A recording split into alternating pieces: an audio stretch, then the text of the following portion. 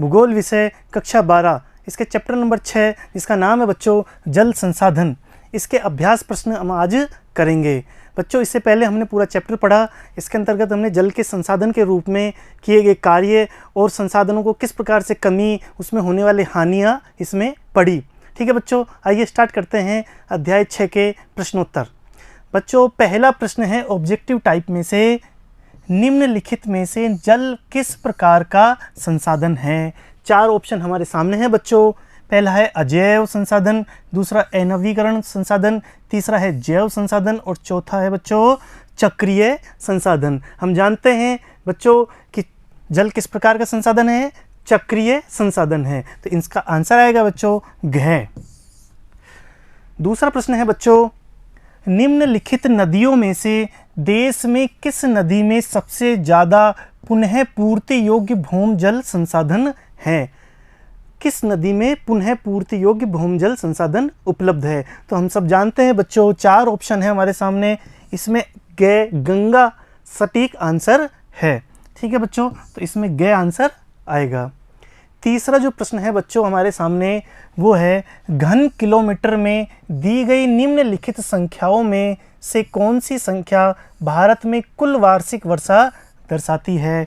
2000, 3000, 4000 और 5000। बच्चों हमारी पुस्तक में दिया हुआ है कि यह है 4000 घन किलोमीटर। ठीक है बच्चों, 4000 घन किलोमीटर जो है वो क्या है, भारत में कुल वार्षिक वर्षा दर्शाती है। ठीक है बच्चों, इसके बाद देखते हैं बच्चों अगला प्रश्न निम्नलिखित दक्षिण भारतीय राज्यों में से किस राज्य में भौमजल उपयोग प्रतिशत में इसके कुल भौमजल संभाव्य से ज़्यादा है। ये हमारी पुस्तक में था बच्चों, हमने देखा कि यहाँ पर इसका आंसर आएगा तमिलनाडु। तमिलनाडु इसका आंसर आएगा क। ठीक है बच्चों, इसके बाद देखते हैं देश में प्रयुक्त कुल जल का सबसे अधिक समानुपात निम्नलिखित सेक्टरों में से किस सेक्टर में है। 4 सेक्टर हमारे सामने हैं कि किस सेक्टर के अंतर्गत सर्वाधिक जल का उपयोग किया जाता है। हम सब जानते हैं बच्चों कि सिंचाई में सर्वाधिक किया जाता है, हमने चार्ट के द्वारा भी इसको देखा था। इसके बाद देखते हैं बच्चों हम ऐसे प्रश्न जिनका उत्तर हमें 30 शब्दों में देने हैं। पहला है इसमें यह कहा जाता है कि भारत में जल संसाधनों में तेजी से कमी आ रही है। जल संसाधनों की कमी के लिए उत्तरदायी कारकों की विवेचना कीजिए। जल संसाधनों में जो कमी आ रही है बच्चों उसके कौन कौन से कारक हैं, ये हमें इसके आंसर में देने हैं। भारत में जल की कमी के लिए उत्तरदायी कारकों में निम्नलिखित कारक महत्वपूर्ण हैं। तो पहला कारक है बच्चों तेजी से बढ़ती हुई जनसंख्या। दूसरा है प्रति व्यक्ति जल उपयोग में वृद्धि। ठीक है बच्चों, इसके बाद तीसरा है कृषि में सिंचाई कार्यों में भूमिगत जल का तेजी से बढ़ता उपयोग। चौथा है बढ़ता जल प्रदूषण और पांचवा है बच्चों जल संरक्षण एवं प्रबंधन के प्रति जन चेतना का अभाव। तो ये 5 कारक है बच्चों जिन वजह से जो जल की आवश्यकता है वो ज़्यादा महसूस हो रही है और जल की जो कमी है वो हमें लग रही है। ठीक है बच्चों, इसके बाद देखते हैं दूसरा प्रश्न पंजाब, हरियाणा और तमिलनाडु राज्यों में सबसे अधिक भौमजल विकास के लिए कौन से कारक उत्तरदायी है। इन 3 राज्यों में कौन कौन से में, पंजाब, हरियाणा और तमिलनाडु, इन 3 राज्यों में सर्वाधिक भौमजल का विकास हुआ है, मतलब उनका सर्वाधिक भूमिगत जो जल है उसका उपयोग किया जा रहा है। इसमें कौन कौन से कारक उत्तरदायी हैं, आइए बच्चों देखते हैं इसका आंसर। पंजाब तथा हरियाणा राज्यों के कुल बोए गए क्षेत्रफल का क्रमशः 95% तथा 86% भाग सिंचित है, जबकि तमिलनाडु राज्य में यह प्रतिशत 55 है। उक्त राज्यों में गेहूं तथा चावल की कृषि के लिए पर्याप्त सिंचाई उपलब्ध कराई जाती है। इन राज्यों में हरित क्रांति के प्रभाव के कारण भी भौमजल का अधिक उपयोग किया जा रहा है, अतः सिंचाई उक्त राज्यों में भौमजल के सर्वाधिक विकास के लिए उत्तरदायी कारक है। तो इसके लिए मुख्य रूप से उत्तरदायी कारक कौन सा है बच्चों, सिंचाई है। ठीक है, हमने हमारी पुस्तक में भी पढ़ा था कि जो ये राज्य है पंजाब, हरियाणा, पश्चिमी उत्तर प्रदेश, तमिलनाडु, इनमें सर्वाधिक रूप से सिंचाई की जाती है। ठीक है, तो इस कारण से भूमिगत जो जल है इसका उपयोग सर्वाधिक मात्रा में सिंचाई के लिए किया जा रहा है बच्चों। इसके बाद देखते हैं बच्चों प्रश्न देश के कुल उपयोग किए गए जल में कृषि क्षेत्र का हिस्सा कम होने की संभावना क्यों है? ये हमारे यहाँ पर आया था बच्चों, हमने पाई चार्ट के द्वारा भी समझा था कि जो जल है, चाहे सतही जल हो चाहे भूमिगत जल हो, दोनों प्रकार के जो जल है उसमें सर्वाधिक मात्रा किसकी है? कृषि क्षेत्र की है, और कुछ मात्रा उद्योगों के लिए है, ठीक है बच्चों, या फिर कुछ मात्रा घरेलू सेक्टर में भी है। लेकिन हमें लगातार रूप से देखने को मिल रहा है बच्चों कि ये जो घरेलू और औद्योगिक जो सेक्टर है, ये दोनों सेक्टरों में प्रतिशत लगातार रूप से बढ़ रहा है, और कृषि क्षेत्र का जो प्रतिशत है वो घट रहा है। इसके कारण देखते हैं बच्चों, देश के कुल उपयोग किए गए जल में कृषि क्षेत्र का हिस्सा कम होने की संभावना इसलिए है क्योंकि भविष्य में भारत में हो रहे आर्थिक विकास को दृष्टिगत रखते हुए देश में औद्योगिक तथा घरेलू सेक्टरों में जल का उपयोग बढ़ने की संभावना है, जो कृषि पर लोगों की घटती निर्भरता का सूचक भी है। कृषि पर जो लोगों की निर्भरता है वो लगातार रूप से घट रही है, इस कारण से भी कृषि क्षेत्र का जो हिस्सा है वो भी कम होता जा रहा है। ठीक है बच्चों, इसके बाद देखते हैं नेक्स्ट क्वेश्चन, लोगों पर संदूषित जल अर्थात गंदे जल के उपयोग क्या संभव प्रभाव हो सकते हैं? तो गंदे जल का जो उपयोग है उसके कौन कौन से प्रभाव देखने को हमें मिल सकते हैं? उत्तर कैसे लिखेंगे बच्चों? संदूषित जल या गंदे जल के उपयोग से मानवीय स्वास्थ्य पर अनेक प्रतिकूल प्रभाव पड़ते हैं। प्रदूषित जल जनित बीमारियों में हैजा, अतिसार, हेपेटाइटिस तथा आंतों में कृमि, इस प्रकार के रोग हो सकते हैं। ठीक है बच्चों, तो ये जो गंदे जल का उपयोग है इसके कारण विभिन्न प्रकार की समस्याएं उत्पन्न हो सकती है। ठीक है बच्चों, ये हमने आंसर लिखा इसका। इसके बाद हमारे सामने ऐसे प्रश्न हैं जिनका आंसर हमें 150 शब्दों में देने हैं। इसका पहला जो क्वेश्चन है, इसके अंतर्गत देख रहे हैं बच्चों, देश के जल संसाधनों की उपलब्धता की विवेचना कीजिए और इसके स्थानिक वितरण के लिए उत्तरदायी कारक बताइए। देश के जो जल संसाधन की उपलब्धता है उसमें किस प्रकार से है और उसके स्थानिक कहाँ पर कितने हैं, उनकी उपलब्धता भी हमें बतानी है। तो आंसर किस प्रकार से लिखेंगे बच्चों? भारत में जल संसाधनों की उपलब्धता, भारत में साल भर की वर्षा से प्राप्त जल की कुल मात्रा 4000 घन किलोमीटर है, जबकि धरातलीय जल तथा पुनः पूर्ति योग्य भूमिगत जल से इस देश में 1869 घन किलोमीटर जल की उपलब्धता है। इसमें से केवल 1122 घन किलोमीटर जल अर्थात 60% जल का उपयोग मानव लाभदायक कार्यों में कर सकता है। ठीक है बच्चों, ये हमने देखा था। इसके बाद धरातलीय जल संसाधनों की उपलब्धता किस प्रकार से है? धरातलीय जल संसाधनों की उपलब्धता का प्रमुख स्रोत नदियां है। भारत में सभी नदी बेसिनों में औसत अनुमानित वार्षिक प्रवाह 1869 घन किलोमीटर है, जिसमें से केवल 690 घन किलोमीटर अर्थात 32% भाग का उपयोग ही वर्तमान में मानव द्वारा किया जा सकता है। गंगा, ब्रह्मपुत्र तथा सिंधु नदी बेसिन देश के कुल क्षेत्रफल के लगभग 1/3 भाग पर विस्तृत है, जिनमें से कुल धरातलीय जल संसाधनों का 60% जल मिलता है।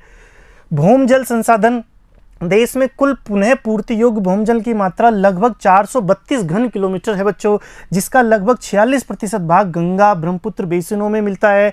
भारत के उत्तरी पश्चिमी प्रदेशों तथा दक्षिणी भारत के नदी बेसिनों में भूमि जल का उपयोग अपेक्षाकृत अधिक किया जाता है। ये हमने देखा था और पिछले क्वेश्चन में भी बच्चों देखा था। ठीक है, भारत में जलीय संसाधनों के स्थानिक वितरण के लिए उत्तरदायी कारक कौन कौन से हैं, जो कि हमारे क्वेश्चन का सेकंड पार्ट है। हमारे क्वेश्चन का फर्स्ट पार्ट तो ये था और सब सेकंड पार्ट उत्तरदायी कारक है। तो इसके उत्तरदायी कारकों में पहला जो है वो है वार्षिक वर्षा की मात्रा। भारत में प्राप्त होने वाली वार्षिक वर्षा भारत के जल ग्रहण क्षेत्र के आकार के साथ साथ इस क्षेत्र में धरातलीय जल तथा भूमि जल की मात्रा को प्रमुख रूप से प्रभावित करती है। अतः वर्षा की क्षेत्रीय भिन्नता जलीय संसाधनों के स्थानिक वितरण को प्रभावित करने वाला सर्वाधिक महत्वपूर्ण कारक है। ठीक है, तो वर्षा की क्षेत्रीय भिन्नता, यहाँ पर बच्चों वर्षा की जो क्षेत्रीय भिन्नता है ये प्रमुख रूप से कारक है, क्योंकि वर्षा कहाँ पर कितनी हो रही है और उसका कितना उपयोग किया जाएगा यह भी मुख्य कारक माना जाता है। दूसरा है बच्चों आर्थिक विकास का स्तर। भारतीय क्षेत्र या प्रदेश के आर्थिक विकास का स्तर प्रत्यक्ष रूप में धरातलीय जल संसाधन तथा भूमजल संसाधनों के उपयोग के निर्धारण में महत्वपूर्ण भूमिका निभाता है। अर्थात वहाँ उस क्षेत्र का या समूचे देश का आर्थिक विकास किस प्रकार से हुआ है, जिससे कि जो जल संसाधन है उसका उपयोग किस प्रकार से हम करेंगे। अतः आर्थिक विकास के स्तरों की भिन्नता जलीय संसाधनों के स्थानिक वितरण को प्रभावित करती है बच्चों। इसके बाद देखते हैं धरातलीय स्वरूप किस प्रकार से है। भारतीय भूभाग का धरातलीय स्वरूप भी जलीय संसाधनों के उपयोग का प्रभावित करता है। जहाँ समतल मैदानी भागों में जलीय संसाधनों का उपयोग प्रभावी ढंग से किया जाता है, जबकि असमतल अर्थात पठारी या पर्वतीय भागों में जलीय संसाधनों के उपयोग के सीमित ही अवसर हमें प्राप्त होते हैं। ठीक है बच्चों, यहाँ पर विशेष रूप से पठारी और पर्वतीय भागों में हम भूमिगत जो जल है उन्हें प्राप्त करने में हमें कठिनाई होती है। इस वजह से यहाँ पर इनके अवसर है वो सीमित होते हैं बच्चों। इसके बाद देखते हैं अगला प्रश्न बच्चों, जल संसाधनों का ह्रास सामाजिक द्वंद्वों और विवादों को जन्म देता है। इसे उपयुक्त उदाहरणों सहित समझाइए। जल संसाधनों का जो ह्रास है या जो कमी हो रही है जल संसाधनों की, वह सामाजिक द्वंद्व और विवादों को जन्म देता है, अर्थात लड़ाई झगड़ों को बढ़ाता है। ये हम स्थानीय रूप से हमारे गांव मोहल्लों में भी देख सकते हैं बच्चों, और बड़े रूप में देखें तो देशों के रूप में भी देख सकते हैं। दुनिया के विभिन्न देशों में जल के कारण लड़ाइयाँ देखी गई है, और यदि हम भारत में बात करें तो विभिन्न राज्यों में भी इस प्रकार की चीज़ें हैं जो विवाद को जन्म देते हैं बच्चों। आइए देखते हैं इसका आंसर। भारत की तेजी से बढ़ती जा रही जनसंख्या के कारण एक ओर जल की प्रति व्यक्ति उपलब्धता दिन प्रतिदिन कम होती जा रही है, वहीं दूसरी ओर उपलब्ध जल संसाधन औद्योगिक, कृषि तथा घरेलू निस्तारणों में के मिश्रण से प्रदूषित होता जा रहा है। एक तरफ तो हमारे यहाँ पर जल संसाधनों की वैसे ही कमी है प्रति व्यक्ति उपलब्धता के आधार पर, दूसरी ओर बच्चों कि यह जो जल संसाधन हमारे पास उपलब्ध है वो भी प्रदूषित किया जा रहा है। ठीक है, जल संसाधनों का इस तरीके सतत रूप से ह्रास होता जा रहा है तथा उनकी उपलब्धता सीमित होती जा रही है, जिसके कारण जल संसाधनों के आवंटन तथा नियंत्रण को लेकर अनेक सामाजिक द्वंद्वों तथा विवादों को बल मिला है बच्चों। भारत के महानगरीय क्षेत्रों तथा सीमित जल संसाधन उपलब्धता वाले क्षेत्रों में जल की आपूर्ति को लेकर लड़ाई झगड़े होना आज एक सामान्य बात हो गई है, हम सब जानते हैं। दूसरी ओर इससे अनेक अंतर्राष्ट्रीय व अंतर्राज्यीय जल विवाद भी उत्पन्न हो गए हैं, जिससे निम्न जल विवाद उल्लेखनीय है। आइए कौन कौन से जल विवाद है। प्रमुख रूप से भारत तथा पाकिस्तान के मध्य सिंधु नदी जल विवाद है। ठीक है बच्चों, तो ये दो देशों के बीच में होने वाला जल विवाद है। इसके अलावा बात करूँ, भारत व बांग्लादेश के मध्य फरक्का जल विवाद भी इम्पोर्टेंट है। इसके बाद मैं बात करूं बच्चों तो कर्नाटक व तमिलनाडु राज्यों के मध्य कावेरी जल विवाद, ये काफ़ी पुराना जल विवाद है बच्चों। इसके अलावा महाराष्ट्र, मध्य प्रदेश और गुजरात के मध्य नर्मदा नदी जल विवाद, सतलज यमुना लिंक नहर को लेकर पंजाब और हरियाणा राज्यों के मध्य विवाद। इस प्रकार से बहुत सारे प्रकार के विवाद राज्य देशों के बीच में भी देखे गए हैं। इसी प्रकार से हम देख सकते हैं कि स्थानीय लेवल पर एक गांव से दूसरे गांव का विवाद या एक नगर का दूसरे नगर से विवाद भी देखा जा सकता है।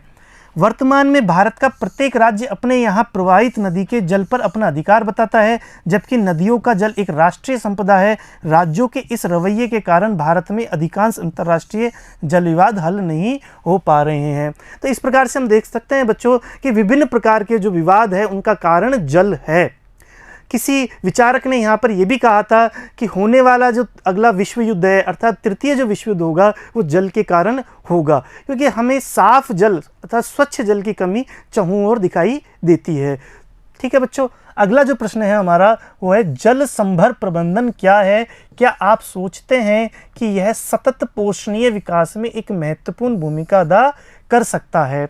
जल संभर क्या है और इसके क्या किस तरीके से इसे विकास में हम महत्वपूर्ण कारक सिद्ध कर सकते हैं। ठीक है बच्चों, तो जल संभर प्रबंधन से क्या आशय है देखते हैं कि धरातलीय और भूमजल संसाधनों का एक कुशल प्रबंधन, जैसा कि हमने पढ़ा बच्चों जल संभर प्रबंधन के अंतर्गत कुशल प्रबंधन जल संभर प्रबंधन कहलाता है। ठीक है, यदि विस्तार से बात करूं तो बच्चों में विस्तृत अर्थ में जल संभर प्रबंधन के अंतर्गत सभी प्राकृतिक अर्थात भूमि, जल, पौधे तथा प्राणियों और जल संभर सहित मानवीय संसाधनों के संरक्षण, पुनरुत्पादन तथा विवेकपूर्ण उपयोग को सम्मिलित किया जाता है। जल संभर प्रबंधन का प्रमुख उद्देश्य प्राकृतिक संसाधनों तथा समाज के मध्य संतुलन स्थापित करना है। इस प्रकार से जल संभर जो प्रबंधन है वो संकीर्ण विचारधारा नहीं होकर के बच्चों एक विस्तृत विचारधारा है। इसमें न केवल जल संसाधन जुड़े हुए हैं बल्कि मानवीय पक्ष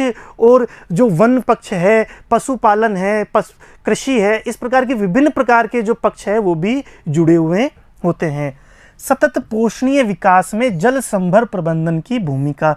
सतत पोषणीय विकास में किस प्रकार से जल संभर जो प्रबंधन है वो कार्य कर सकता है। सतत पोषणीय विकास की संकल्पना की आधारभूत मान्यता यह है कि प्राकृतिक संसाधनों के उपयोग की दर प्राकृतिक संसाधनों के नवीकरणीय की दर से अधिक नहीं होनी चाहिए। ये हमने हमारे पुस्तक में पढ़ा था बच्चों। प्राकृतिक संसाधनों की जो उपयोग की जो दर है बच्चों वो उसके नवीनीकरण की दर से अधिक नहीं होनी चाहिए। माना कि बच्चों कि 10 पेड़ काटे जा रहे हैं, तो 10 पेड़ काटे जा रहे हैं और 8 पेड़ या फिर उससे कम पेड़ लगाए जा रहे हैं, ठीक है, ये प्लस में हो गए, ये माइनस में हो गए। तो अल्टीमेटली धीरे धीरे धीरे करते करते एक समय के अंतराल के पश्चात यह पेड़ यहाँ इस क्षेत्र में, जो कोई भी क्षेत्र हो सकता है, उस क्षेत्र में पेड़ों की कमी हो जाएगी, अर्थात संसाधनों की कमी हो जाएगी। ये किसी भी प्रकार के संसाधनों में उपयोग में हो सकता है। तो जितना हम उपयोग में ले रहे हैं संसाधनों का बच्चों, उससे कम संसाधनों का नवीकरण नहीं होना चाहिए। जितना उपयोग में ले रहे हैं उतने या उससे अधिक नवीकरणीय संसाधन हमें लगाने जाने चाहिए, ठीक है। तो जबकि जल संभर प्रबंधन का प्रमुख उद्देश्य प्राकृतिक संसाधनों तथा समाज के मध्य संतुलन स्थापित करना है। स्पष्ट है कि जल संभर विकास तथा सतत पोषणीय विकास के मध्य घनिष्ठ संबंध है। भारत के कुछ क्षेत्रों में राज्य तथा केंद्रीय सरकार द्वारा अनेक जल संभर विकास एवं प्रबंधन कार्यक्रम संचालित किए जा रहे हैं। इनमें से कुछ कार्यक्रम गैर सरकारी संगठनों द्वारा भी चलाए जा रहे हैं, जैसे कि हरियाली, नीरू मीरू व अरवारी पानी संसद, ठीक है बच्चों। ये मुख्य कोई कार्यक्रम है जो अनेक क्षेत्रों में चलाए जा रहे हैं। भारत के कुछ उल्लेखनीय जल संभर कार्यक्रम हैं जो स्थानीय लोगों के सहयोग से सफलतापूर्वक संचालित किए जा रहे हैं। भारत के कुछ क्षेत्रों में संचालित की जा रही विभिन्न जल संभर परियोजनाओं ने संबंधित क्षेत्र की अर्थव्यवस्था तथा पर्यावरण का कायाकल्प करने में महत्वपूर्ण योगदान दिया है। लेकिन इस क्षेत्र में देश में बहुत कुछ करना अभी शेष है। देश की आम जनता के बीच जल संभर विकास व प्रबंधन के लाभों का प्रचार प्रसार कर जागरूकता उत्पन्न करने की आवश्यकता है। वस्तुतः सतत पोषणीय विकास में जल संभर प्रबंधन उपागम एक महत्वपूर्ण भूमिका अदा कर सकता है। इस प्रकार से बच्चों हम देख सकते हैं, जैसा कि हमने हमारे चैप्टर में भी पढ़ा था, कि जल संभर प्रबंधन एक बहुत बड़ी विस्तृत परियोजना है, विस्तृत कार्यक्रम है। ये संकीर्ण कार्यक्रम नहीं है कि केवल जल का ही प्रबंधन किया जाए। इसके अंदर बहुत सारे जो प्रबंधन के जो कार्य है वो किए जा सकते हैं। इस प्रकार से बच्चों हमने इस छठे चैप्टर के प्रश्नोत्तर किए। अगली क्लासेस में बच्चों हम नेक्स्ट 7वां चैप्टर पढ़ेंगे। धन्यवाद बच्चों।